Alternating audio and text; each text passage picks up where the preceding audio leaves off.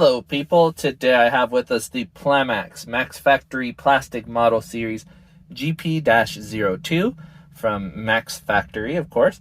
That is a Good Smile Company spinoff. This one here is a Guilty Princess line, Maydroid Alice. She is the second in the series. I did show the first one in the series beforehand. I can link to that video below.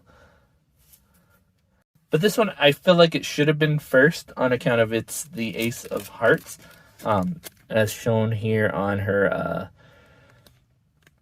decal sheet. Really, really cool line. Beautiful girl action figure / model kits here. So it's a very interesting line, very cool looking, very aesthetically pleasing. So if you're into just real beauty, I think this is one of the things that you'll like. It's very similar, in my opinion, to the Chittisarium girls. In fact, the Plamax line is where the Chittisarium girls came from. Just a lot of elegant features to this one. Now, the newer ones, they are a little bit different. The newest ones that have come out, I think they're almost naked. They're in lingerie, so they kind of went a different direction. But at first here, at least, you know, we have a girl in some pretty cool clothes. The first one that came out was a girl in a maid outfit, so it's pretty interesting to me. Now, there isn't any sort of write-up for this or anything like that, just instructions on how to put it together and some really nice images. But for now, let's go ahead and get right into the articulation. So we're going to start at the top. Of course, we have these bunny ears here. They are on a ball joint that plugs into the back of her head, so that can rotate in any direction that a ball joint can normally do with such a small neck. And you can put them in lots of different angles, as you see here. In addition to the bunny ears, you also have this nice ribbon. On the front of the box art, it does show them kind of like forward like this, which reminds me of an ant, and I don't like that, so I'm putting it to the side or to the back here. Pretty sure it's a ribbon, not sure exactly what it's meant to be, but that is a thing. The neck is a simple ball joint that we see on most of these girls. This one is ball jointed into the bottom here, but there's a very tight squeeze inside this setup here, and I wouldn't recommend trying too hard to get this to go in any direction except for forward and back. The ball joint does work adequately, though. Of course, you can get quite a lot out of it. Maybe not as much as a Megami device or a frame arms girl, but surely more than enough. The arms plug into her core system here. They can move, of course, independently. They can move, of course, on that ball joint.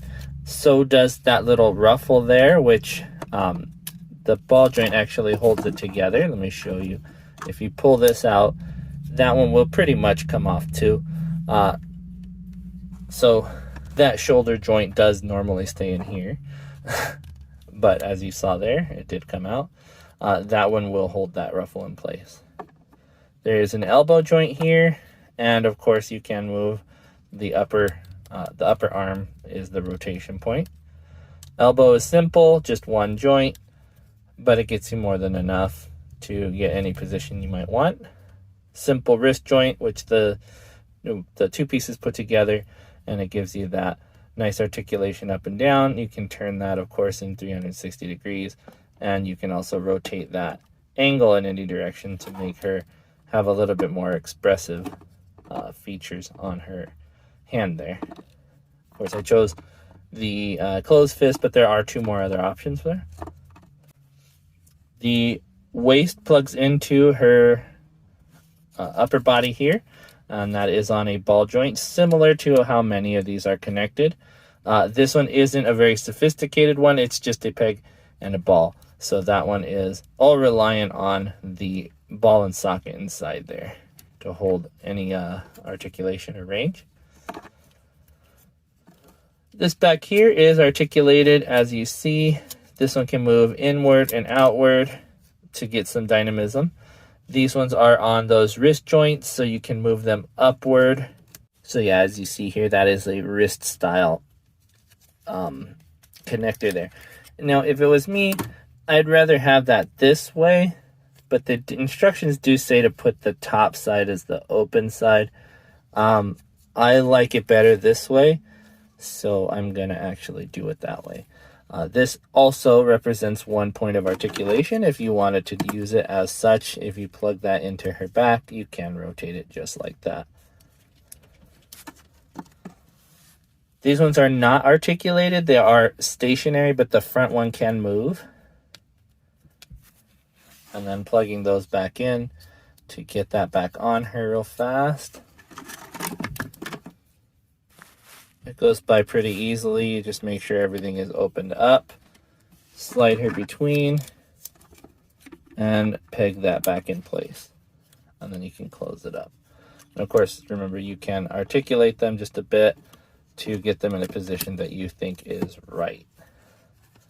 I happen to think lower and closed is the best position, but it is up to you how you use them. There's a T-bar inside here, so you can rotate that inside her body. Her thighs do get in the way though. You can pull it down just a bit, but the way it is just a T, it's not like a split T like some of the ones that I've been showing recently. So you are only compelled to do it as far as the other leg will show. Inside the leg is poly cap inside there that holds onto the T, and that allows you to move it this way and that, as well as up and down. There is a point of articulation beneath that gold. The gold does stay stationary on this section here. And then we have a very interesting setup inside here where these two hold on to the top one, but there are still 2 points of articulation because that top one articulates and the bottom one articulates pegged inwise. So this one's actually built onto this, and this one is built onto it as well. So you aren't seeing any of these separating anytime soon. And you also have to be careful with how you operate it, because if you do it too far on the upper joint and too low on the lower one, you can pinch and separate things. So you have to make sure when you do these this point of articulation that you're very careful with that. Last but not least is her foot. So you get a lot of articulation out of that one. It is the wrist pin style with 2 pieces put together, pegged into the top and into the foot. So very simple but effective. And it is a very pretty shoe as well. I like it. Last point of articulation, which I actually forgot about, is that her hair actually moves up and down inside a very small pivot inside the base of her head, so you can move that in and out like this. Pretty neat. And now that I got her back in a standing position, let me show you what else this came with. So we have this faceplate here. We have another one with a open mouth. We have another open mouth with an angry expression. And we have this here, angry expression, which again looks pretty high quality. All of these do. Looks like it is very angry. Top of those 3 and the one on her, we get 4 blanks. And each of these 4 blanks has the same expressions or features so that you can paint and use your decals as you'd like. I'll show that decal sheet again because that does come along with this. You get the aces, you get the Guilty Princess, the Plamax line, and a couple of eye expressions. You get 2 holding hands, 1 for each side, and 2 open hands, which are a little odd with 2 of the fingers together, 2 of them splayed out a little further, and her thumb outward. Pretty cool that you have different options. And then, of course, you get her swords, because no kit is complete without weaponry. These ones are based on keys, it looks like, or wind-ups for what you would say a wind-up doll. That is coincidentally how it is also shown to install on the character body if you're not using the swords. Before I move on to size comparisons, I wanted to show you guys the other things that she came with, which a leftover hairpiece from the Chloe Maydroid and some other parts that you would have used on your Chloe Maydroid. So nothing really to write home about, but there are some pieces that you can use if you'd like. And then, of course, two more stand pieces in case you break the ones you have. And here she is compared to the high-grade GBN Gundam, beside an Alto from the 30-Minute Mission series. Here she is beside the Frame Arms Jinrai. Here she is beside the Frame Arms Girl Architect. And as you can see, they're actually the same height, but the proportions are a lot different. I happen to think the longer legs look nice, but between girl kit lines, I think Frame Arms still has it in terms of looks for me. Here she is beside the Magical Girl from Megami Device series. Now, if you remember, she's about the same height as Rashetta is from the 30-Minute Sisters. So if you wanted a comparison between those, this is about the same height as you would see with the 30-Minute Sisters. Here she is beside the Hexagear Governor Nero. Last but not least, here she is beside the Gundam Alex. Now, standing right beside her, like we are here, you can see her ears actually go up to his V-fin there. So if we made them taller, she'd actually be taller than he is. Pretty cool. So that is it for size comparison. As you can see, she is an average height for a model kit girl. There are a couple of shortcomings, I think, to her. One being that you do actually have to use glue on two of the bits. One is on her neck and one is in the internal. That's not a lot, but I highly recommend doing it. It's cement that you should use on those two parts. So below that, there's going to be a small section of her neck that needs to be glued to her top, and then internal here needs to be cemented in place as well. So make sure you do that if you do get one of these kits. The other shortcoming, I think, is some of the plastic, I don't know if it warped, which could be from me storing it for so long, or if it came from the factory that way. Also, two parts actually had that happen. One of them is the internal. The other was like right here on the top of her hair, which does not allow me to let the two portions of the holding bits of her hair to go into the side of her head. Won't let me push them in all the way. I can cut them, but I wanted to show you guys what it looked like. And it's just on this side. It's on her left, my right.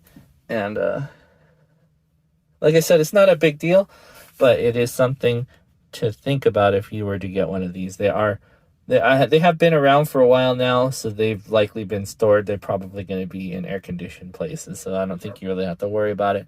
My storage area might get a little hotter, and that might be the cause of the warping, but because it was only in two places, I don't think that was it. Either way, that's something to think about if you are to get this kit. But my thoughts are on this girl kit is that she's really cute. I think with a little bit of work, you can get her to really stand out. If you wanted to paint some of the accessories, some of the finer details, and really make them pop, I think that would go a long way on this type of model kit. She is really stunningly beautiful. I think the way she's dressed is a little, it's a little, but a lot of the ones that I build are also a little, it's one of those things that I guess comes with the program. Anime girls are usually going to be portrayed as very sexy, so we have to deal with that. Either way, she is a really wonderful kit, very fun and fast to build. I was surprised at how little time it took me to build it, just a little bit longer than a 30-Minute Sisters. There isn't a lot of extra to her, so there wasn't a lot of extra to build. Everything came together in one package. A couple hours later, she's all done. So it's an easy one to do, a fast one to do, and the outcome is very beautiful. I think she does hold a candle to a lot of the other girl kits out there, and the construction-wise is really good. There isn't any risk of me thinking that I'm going to break her moving her around. The Matroid had a little issue with her shoulder kind of popping apart. I did stress test that a little bit, and after a couple of motions, she did eventually pop out, but that took a long time. So the same level as the Matroid was. Now again, that's a simple fix. You can just use some cement and you'll be fine, but out of the box, you know, you don't want to use cement at least until you've test fit everything together. So make sure you do that before you just start gluing everything together. But I think that's going to be it for my review. I really do like her. She wasn't terribly expensive. I think she was like $65. That's on the higher end of the cheaper kits, I think. But she is definitely a beautiful one to behold. I think she'll have a lot of shelf presence. The colors are bright, vibrant. She'll fit in with your figures, action figures, or model kits really well.